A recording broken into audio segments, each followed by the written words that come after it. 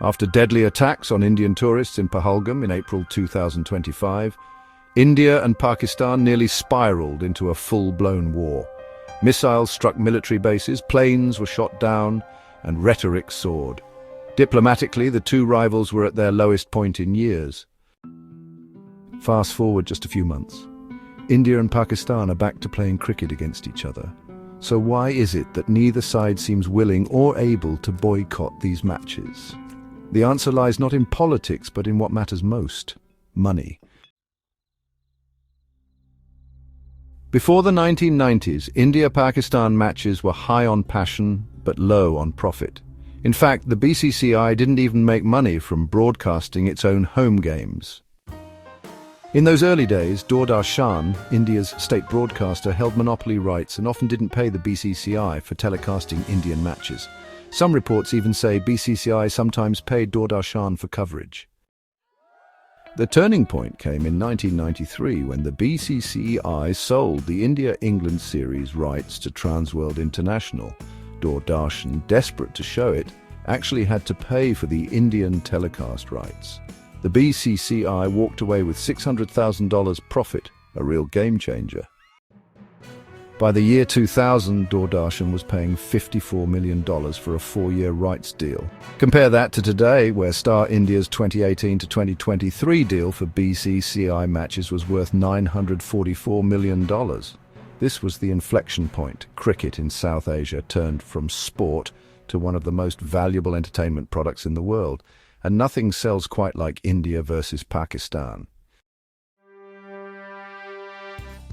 Let's talk money. It all starts off with broadcast rights. In the 2019 World Cup, the India-Pakistan match had 273 million global viewers. Advertisers valued that one match at $30 to $40 million in revenue for Star Sports alone. Broadcasters are willing to pay a lot of money for this type of audience, and this kind of money. The 2023 ODI World Cup Indo-Pak clash in Ahmedabad was even bigger, with 50 million concurrent viewers online on Disney Plus Hotstar and more than 300 million TV viewers worldwide. Industry estimates pegged that one game as generating between 250 and 300 crore rupees, or about $30 to $36 million in ad revenue in India alone. Next is advertising premiums. A 10-second ad slot for a normal India game might cost around 15 to 20 lakh rupees.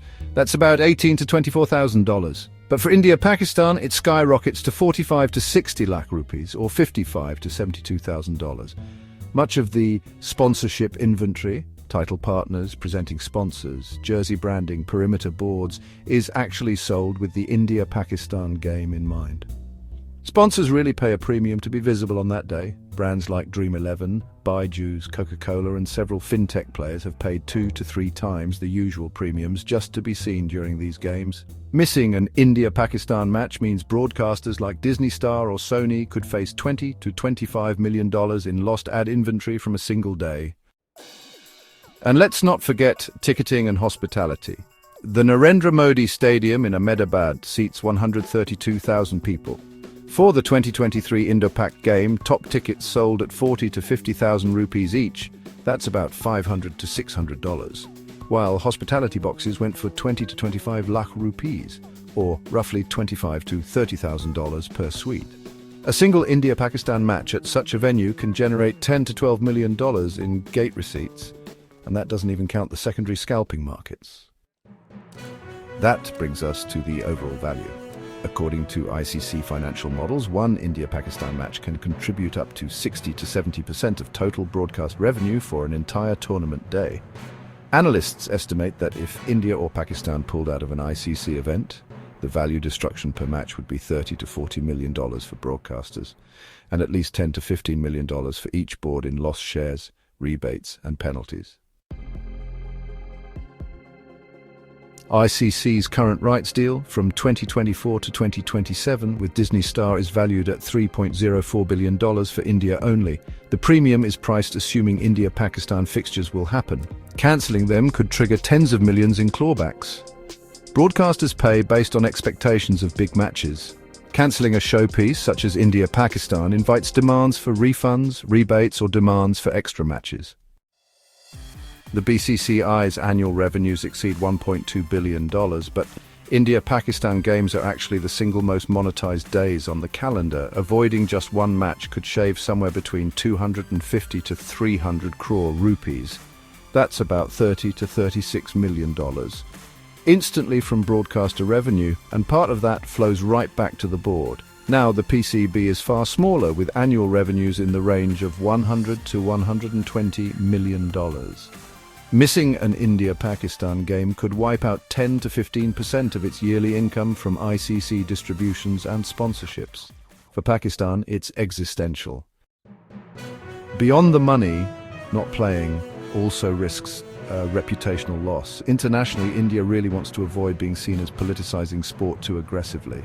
If India refuses to play in multilateral events, it can definitely be criticized for mixing politics with the game. Back in 1999, India still played Pakistan even during the Kargil War. Why? Pulling out at that point would have cost the ICC and the BCCI tens of millions in broadcaster penalties, and could have really tarnished India's global sporting image.